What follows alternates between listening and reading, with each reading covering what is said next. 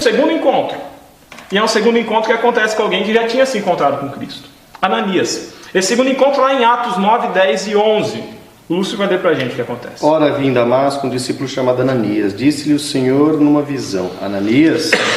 E respondeu: Eis-me aqui, Senhor. Então o Senhor lhe ordenou: Dispõe-te e vai à rua que se chama Direita, e na casa de Judas procura por Saulo, apelidado de Tarso, pois ele está orando. Ele está orando.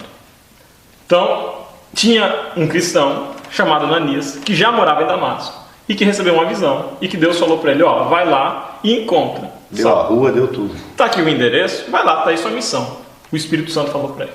Ananias já conhecia Deus, já convivia com Deus, já conhecia a mensagem, já conhecia o Messias, conhecia a voz de Deus.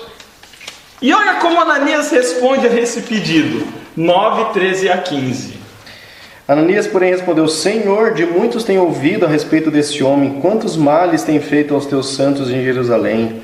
E para aqui trouxe a autorização dos principais sacerdotes para prender a todos os que invocam o teu nome. Mas o Senhor lhe disse: Vai, porque este é para mim um instrumento escolhido para levar o meu nome perante os gentios e reis, bem como perante os filhos de Israel. Gente, a primeira reação de Ananias é: eu conheço esse rapaz. é assassino. Como que eu vou lá? Vamos tentar trazer aplicação para nós hoje também, né? Às vezes nós temos uma missão de pregar para alguém, de levar mensagem, ou até alguém entra na igreja buscado por Deus, movido pelo Espírito Santo, entra na igreja. Será que a nossa reação não é, às vezes, de alguém que fez muito menos do que Paulo fez, reagir com oposição, com afastamento, com indiferença? Então, vamos repensar isso. Ananias, a primeira reação dele é não. E Deus fala para ele o seguinte: olha, Ananias, Paulo é um instrumento que eu escolhi. É o vaso, né? É a outra palavra. Vamos analisar um pouquinho. É o verso, né? Aqui está instrumento escolhido, só que a expressão é vaso eleito ou vaso escolhido. E tem uma expressão idiomática aqui, um hebraísmo, vamos dizer aqui, algo cultural. Os judeus, tesouros ou eles enterravam ou eles escondiam em vasos. Mas que tipo de vaso que era? Eram vasos lindos, maravilhosos? Não. Se você coloca um vaso lindo, maravilhoso, e você coloca tesouros dentro... É lá que o ladrão vai. Exatamente. Então eram vasos feinhos, que não tinha ideia de que tinha um tesouro ali dentro. E com Paulo Deus caprichou, né? Então no caso era isso que ele estava falando. Não, eu coloquei um tesouro dentro aonde dele. Você não espera. Dentro dele, eu coloquei. Lá em Damasco, o Espírito, ele foi convertido, e esse que é o tesouro, essa conversão. Primeiro encontro, Cristo e Paulo. Está lá em Atos 9, 5 a 6. Segundo encontro, Cristo e Ananias. Aquele que está do lado de Cristo também precisa ser preparado para o encontro. E agora tem um terceiro encontro, entre Paulo e Ananias.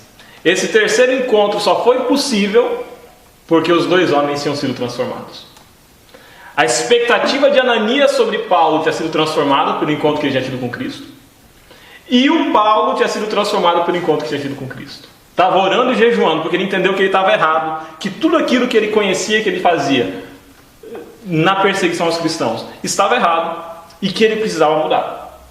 Se o primeiro Paulo encontrasse Ananias, qual seria a reação dele? Apedrejar.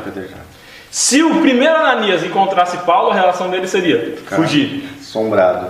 E agora a gente tem um Ananias transformado e um Paulo transformado que se encontram. Só é possível resgatar um relacionamento horizontal quando nós tivemos um relacionamento vertical resgatado. Quando Cristo nos transforma, Cristo transforma os nossos relacionamentos. E a gente tem um encontro em Atos 9, 17 a 19. Pode ler. Então Ananias foi, e entrando na casa, impôs sobre ele as mãos, dizendo: Saulo, irmão, o Senhor me enviou a saber, o próprio Jesus que te apareceu no caminho por onde vinhas, para que recuperes a vista e fiques cheio do Espírito Santo. E o que aconteceu depois? Imediatamente ele caiu dos olhos como que umas escamas e tornou a ver.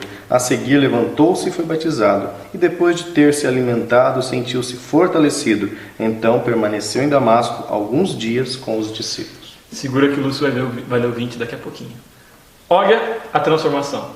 Paulo, ou Saulo, morreu e ressuscitou. Foi batizado. Nasceu um novo homem.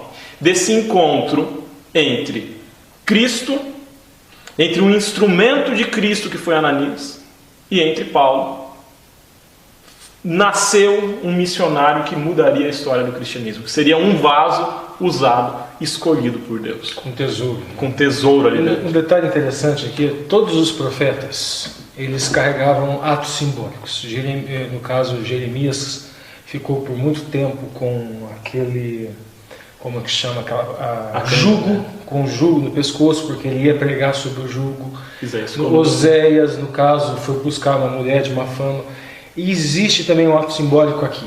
O apóstolo Paulo, ele olhava a instrução, olhava a Torá, lia a Torá, mas na verdade ele não via, ele estava cego. Aquelas escamas que caem, é agora o apóstolo Paulo com a possibilidade de olhar a Torá, olhar a instrução e ver o que de fato estava escrito.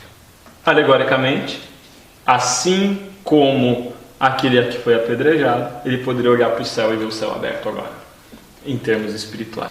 E agora entrando na terceira